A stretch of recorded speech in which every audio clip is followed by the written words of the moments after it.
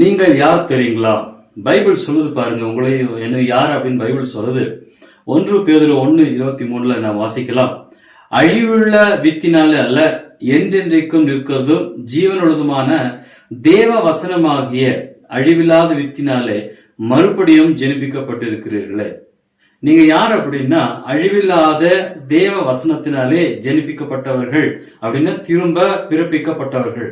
அப்போ தேவனுடைய வசனத்தினாலே நீங்களும் நானும் திரும்ப ஜெனிப்பிக்கப்பட்டவர்கள், கிரியேட் பண்ணப்பட்டவர்கள். இப்போ பாருங்க, தேவ வசனத்தினாலே பிறந்தவர்கள் தேவ வசனமாகத்தான் இருப்பார்கள். அப்போ தேவ வசனம் இந்த உலகத்திலே இருக்கா அப்படின்னா இருக்கு. அந்த வசனம் நீங்களும் நானும் தான். தேவன் வார்த்தையா இருந்தார், அந்த வார்த்தை மாம்சமாகி அப்படின்னு சொல்லி நமக்கு தெரியும். இப்ப இயேசு கிறிஸ்து யார்? தேவனுடைய வார்த்தை. இன்றைக்கு நீங்களும் நானும் யார் அப்படின்னா தேவனுடைய வார்த்தை.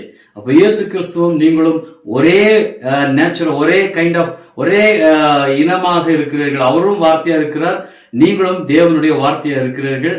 அந்த வார்த்தை உலகம் எங்கும் கொண்டு செல்லுங்கள். தேவன் உங்கள் மூலமாக அற்புதம் செய்வார்.